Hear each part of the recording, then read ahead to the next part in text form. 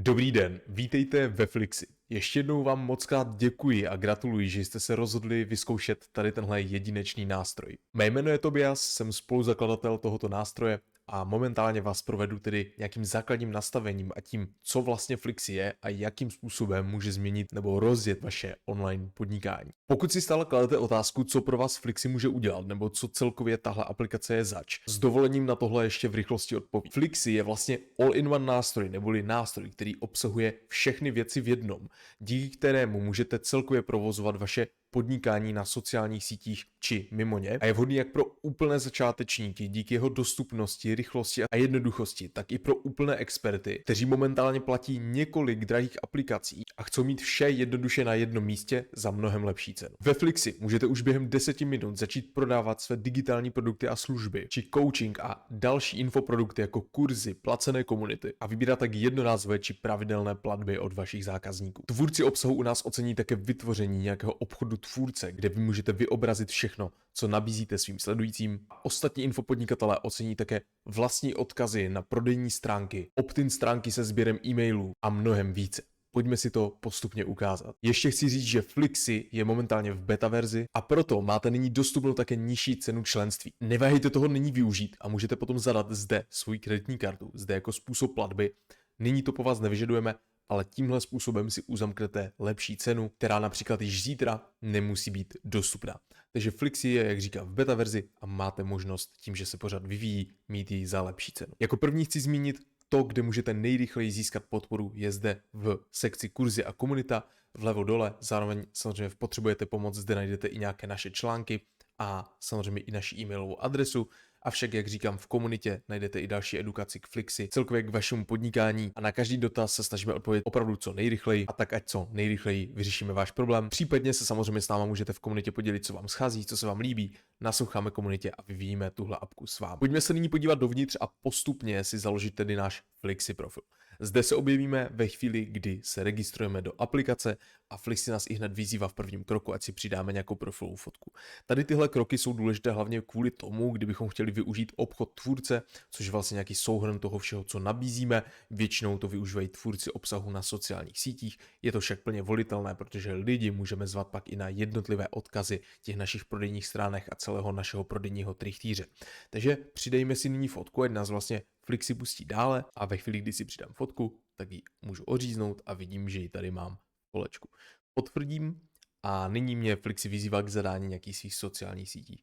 Tohle opět bude součást toho mého obchodu tvůrce, je to volitelné. Já zde třeba píšu s čím a komu pomáhám, takže můžu napsat pomáhám lidem prodávat digitální produkty, služby na Instagramu a zde můžu zadat vlastně svoje uživatelské jména na ty sociální sítě, které bych chtěl přidat, kde se ti lidé můžou prokliknout. Taky samozřejmě super, jde tady přidat i e-mail, jo, takže můžu přidat svůj e-mail a tímhle způsobem přidat jakékoliv další odkazy. Doporučuji to nepřehánět, protože to není ta hlavní věc, co prodává a to není ta hlavní věc, kde chceme třídit tu pozornost.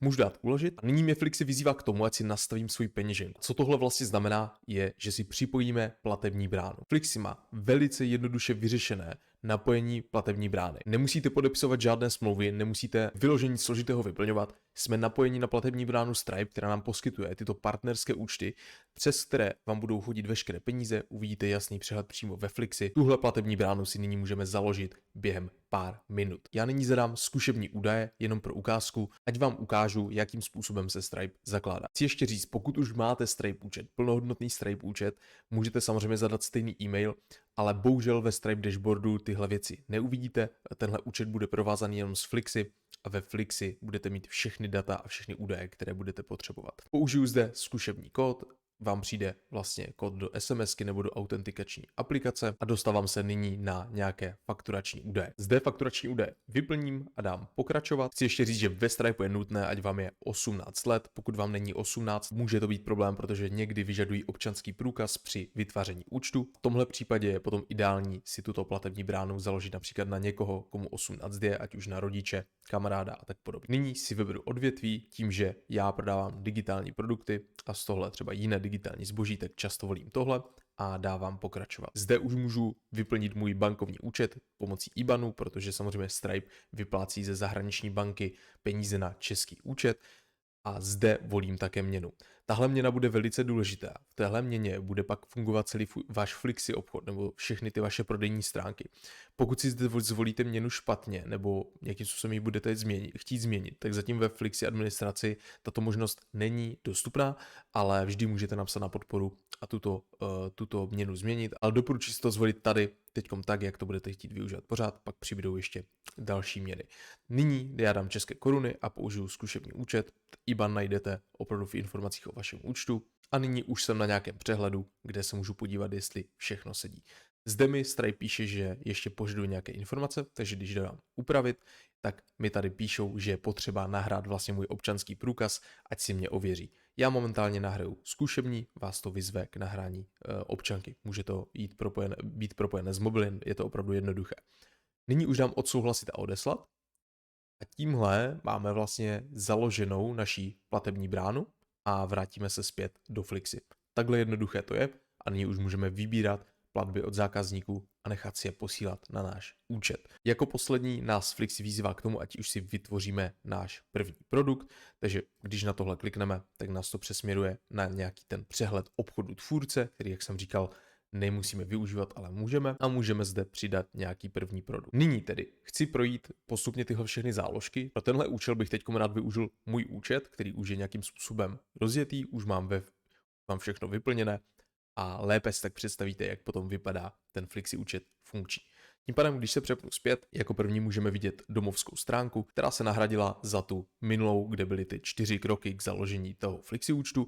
Máme tady nějaké statistiky, které si můžeme seřadit a zároveň můžu překlikávat mezi jednotlivými filtry. Tady tahle statistika je jenom nějaký základní přehled, který vás uvítá ve chvíli, kdy se přihlásíme do Flixi. Když se podívám do můj obchod, tak se dostaneme zde na přehled té karty toho tvůrce, takže tohle je třeba můj obchod tvůrce, kde mám nějaký materiál zdarma, mám tady možnost vyzkoušet Flixi a potom možnost spolupracovat se mnou, kde mám nějaký kurz a konzultaci. Tenhle link momentálně třeba nepoužívám, vedu lidi rovnou na tady tenhle webinář, takže když se podívám na tady tenhle produkt, tak je vedu rovnou tady, protože tohle je způsob, jakým já zachytím ty e-mailové adresy a zkrátím tu cestu zákazníka. Když se prokliknu zpátky do můj obchod, tak abych to ještě líp popsal, v podrobnostech tedy máme seznam nějakých těch našich vytvořených produktů, nějakých těch našich vlastně opt-in stránek, prodejních stránek, cokoliv, co potřebujeme a ve vzhledu si můžeme nastavit nějakým způsobem, jaký chceme tým, jakým způsobem chceme, ať to celé vypadá. Flixi má zatím takhle úplně jednoduché vzhledy, které neurazí, které jsou nejlépe konvertní, protože zákazníka ničím nematou, je jasné, kde má kliknout, co má udělat a fungují nejlépe, ale do budoucna budou samozřejmě přibývat i další. Když se podíváme tedy zpět do podrobností, dole máme možnost přidat produkt a přidat sekci. Sekce je vlastně jenom nějakým způsobem to ohraničení tady vlastně těch jednotlivých položek, takže pokud to chceme tady mít ohraničené, tak to vypadá takhle.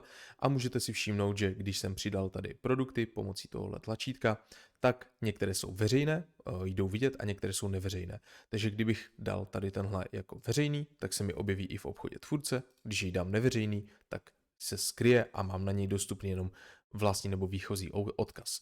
Co se týče produktů, přidávání produktů a typů těchto produktů, chci říct, že veškeré informace o tady tomhle, k čemu jsou tyhle dané funkce a jak je využívat, najdete tady v tomhle otazníčku. Když se podíváme zde, tak zde máme návody na jednotlivé funkce, takže prodej a stažení digitálního obsahu, první funkce, a ve videu mluvím vše o tom, co tahle funkce umí, jak ji nastavit a jakým způsobem se využívá a například i ukázky, jakým způsobem ji využívám já. Takže doporučuji tady tyhle videa, pokud se budete proklikávat a nebudete si jistí, jak vlastně Flixi využít, a je to ten nejlepší způsob, jak o tom zjistit víc a jak celkově ta apka funguje. Když se podívám tedy zpět, tak můžeme pokračovat na záložku příjem.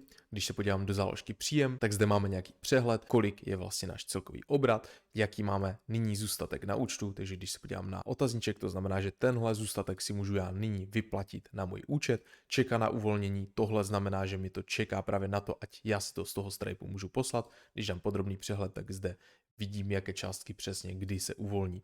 Jo, takže nad tímhle máme jasný přehled. Někdy, když dáte vyplatit, tak ještě musíte nechat ten Stripe chvíli, ať vám ta platba přijde, protože je to zahraniční účet. Zde potom máte dole objednávky, tady mám samozřejmě zacenzurované kvůli GDPR, ale uvidíte zde veškeré informace, můžete filtrovat objednávky a tak podobně, zjistit z nich, co potřebujete. Ve statistikách tady uvidíme další data, které nám můžou sloužit pro optimalizaci celkově našeho Flixi obchodu, takže doporučuji taky potom se zde dívat.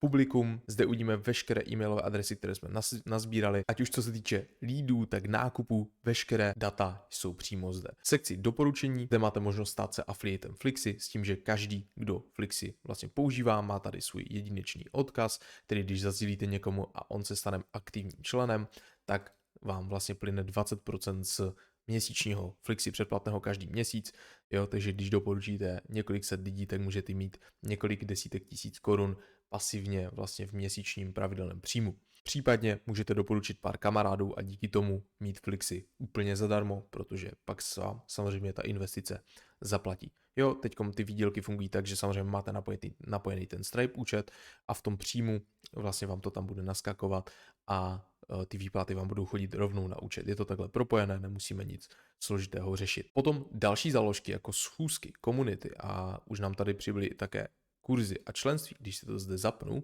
Tyhle už se vážou k našim pokročilým funkcím. Schůzky jsou vlastně způsob, kde můžete kontrolovat, s kým máte kdy vlastně naplánovanou schůzku. To jsem si založil tady skrze konzultace, skrze kalendář, takže lidé si můžou tady se mnou zarezervovat hovor, vyplnit nějaké informace a potom se mi objeví, jo, i když to zaplatí, tak se mi objeví tady ve schůzkách. Co se týče komunit, tak zde můžeme vytvořit naši placenou komunitu, ke které můžou lidé platit měsíční přístup pravidelný.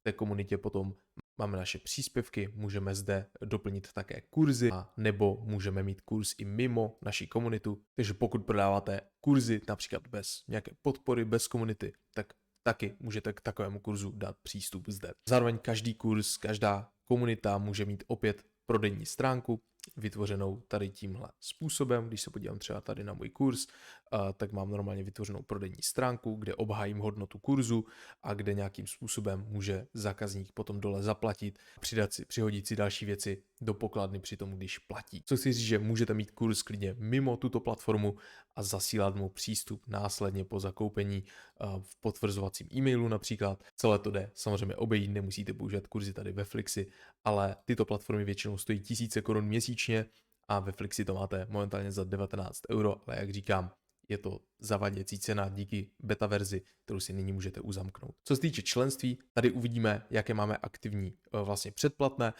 Například, když si zákazník u nás koupí nějaké předplatné, tak bude platit pravidelnou měsíční částku, dejme tomu k přístupu k nějaké věci.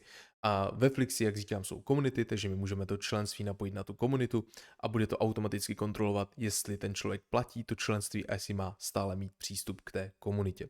Tyhle funkce, jak říkám, ještě lépe popisuju v mém obchodě, když jsem dal tady přidat produkt. Takže když se podíváte tady na otazníček, tak opět na předplatné členství, chcete vědět, jak to funguje, tam to přesně vysvětluju. Překliknu se zpátky do demo obchodu a podívám se zde do nastavení. V nastavení můžeme nastavit náš jazyk, můžeme si nastavit další údaje, pravé jméno. Tohle se bude zobrazovat tady v mém obchodě na tady tomhle řádku, tím pádem samozřejmě nemusí to být pravé jméno, může tam být pseudonym nebo cokoliv, co chceme, ať se zobrazuje lidem i na e-mailech a tak podobně. Zde v obchodě, v nastavení obchodu, tady vidíme náš jedinečný link na náš Flixi obchod, kde můžeme samozřejmě potom připojit i vlastní doménu, tady to uvidíme na konci.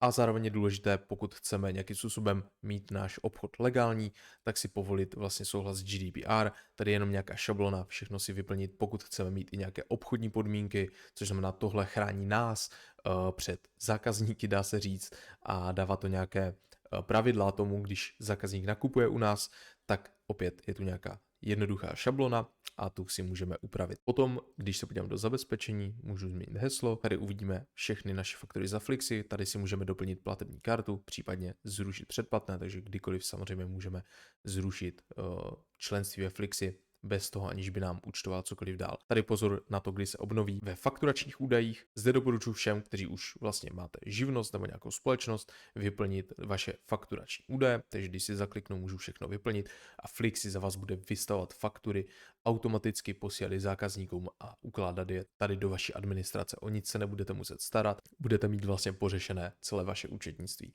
Samozřejmě máme i integraci například na Facturoid, který já třeba osobně používám, protože jsem ho začal používat ještě než jsem měl Flixy a moje účetní už je na to zvyklá, tím pádem to mám napojené, ale pro vás, kteří teď začínáte podnikat, vám úplně stačí fakturace ve Flixy. Co se týče výplat, tak tady můžeme odpojit Stripe a napojit znova, pokud by tam byl nějaký problém. V e-mailových upozorněních zde si můžeme vypnout například zachycování leadů, že nechci, ať mi chodí vlastně upozornění, že jsem vybral nový e-mail a tak podobně, takže si můžu napsat, nechat klidně jenom potvrzení nákupu a tak podobně, takže když uložím, tak se mi uloží. Domény můžu si zde napojit vlastní doménu. Jak ověřit doménu, tady uvidíte hned návod přesným způsobem, jak to udělat u jakého poskytovatele. Případně, jak říkám, můžete vždy napsat do komunity, kdyby něco bylo nejasné. V integracích tady máme ještě možnost připojit Facebook Pixel, takže pokud chcete pouštět placenou reklamu na nějaké stránky ve Flixi a všechno měřit, tak je to zde možné, funguje to bezvadně. Způsob, jakým můžeme zprovoznit nějaké automatizace s těmi kontakty, které vlastně my vybereme dále pracovat, je například Smart Emailing, takže to doporučuji proto, ať vlastně máte potom nějaké automatické e-mailové sekvence, které samozřejmě budeme přidávat i do Flixy, ať je to skutečný all-in-one nástroj, ale momentálně je to vyřešené tady touhle integrací. Jakým způsobem se může připojit opět zde v odkaze, vždy nezapomeňte, že na všechno zde máme návody a komunitu, takže kdybyste si nebyli jistí, neváhejte se tam podívat nebo se nám ozvat. Tohle byl tedy nějaký základ o Flixi, nějaký úvod do toho, jak tahle apka funguje, co kde najdete a samozřejmě ta pravá magie se děje právě v tom přidávání produktů, takže jak říkám, pokud jsou vám tyhle funkce nejisté, to jak je vlastně naklikat, co to vlastně všechno znamená tady, jaké jsou zde možnosti, k čemu to využít. Podívejte se prosím tady do toho otazníčku, kde všechny funkce mají vlastně svůj návod a ke všem popisujeme, jak je nastavit a jakým způsobem fungují. Jen za poslední měsíc přes nás podnikatelé a tvůrci prodali digitální produkty a služby v hodnotě přes několik milionů korun, v hodnotě za několik milionů korun a věříme, že budete další z nich a další spokojený zákazník, který si skrze Flixi splní své podnikatelské cíle. Budeme se na vás těšit, případně v komunitě. Děkujeme moc za pozornost a pojďme se do toho pustit.